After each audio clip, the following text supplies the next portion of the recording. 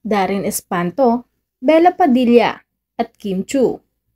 Magiging The Becky muna dahil wala si Angelica Panganiban. Idineklara ni Bella Padilla sa makailang post sa Instagram stories na sa halip na ang Becky ang trio niya kasama sina Kim Chu at Angelica Panganiban ay pansamantalang tatawaging The Becky kasama ang singer na si Darren Espanto. Sinabi ng actress-director na pansamantala nilang pinapalitan ng pangalan ng kanilang grupo dahil wala si Angge sa kanila sa kasalukuyan at pansamantalang pumalit sa kanya ang singer na si Darren Espanto.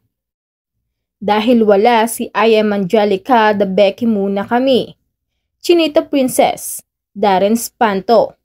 Isinulat ni Bella sa isang caption sa kanyang post sa IG stories.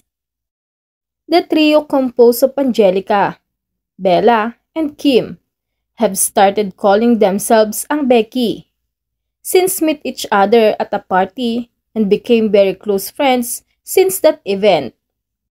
Ang mga miyembro ng grupo ay naroroon sa iba't ibang mahahalagang okasyon tulad ng kasal ni Angelica sa kanyang asawang si Greg Homan at iba pang mahahalagang kaganapan.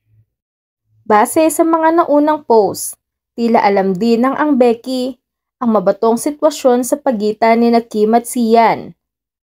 At maaaring isa rin sa mga unang nakaalam tungkol sa breakup ng dating magkasintahan.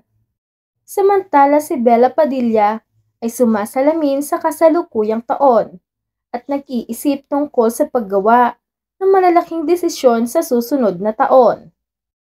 Si Bella Padilla ay dinala sa kanyang IG stories at ibinahagi ang kanyang mga pagmumuni-muni para sa kasalukuyang taon, gayon din para sa susunod.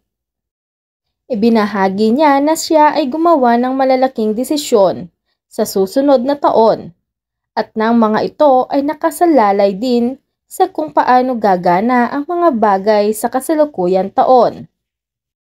Nabanggit din ng director na napakapalad niya mula noong nagsimula ang taon at binigyan diin na nakita niya ang kabaitan ng maraming tao. Napansin din niya kung paano dumating ang mga pagpapala sa kanya mula noong simula ng taong ito at ang kabaitang ipinapakita sa kanya ng mga tao. Sinabi ng actress na sinabi sa kanya ng isang kaibigan kamakailan kung ano ang nangyayari sa kanya ngayon.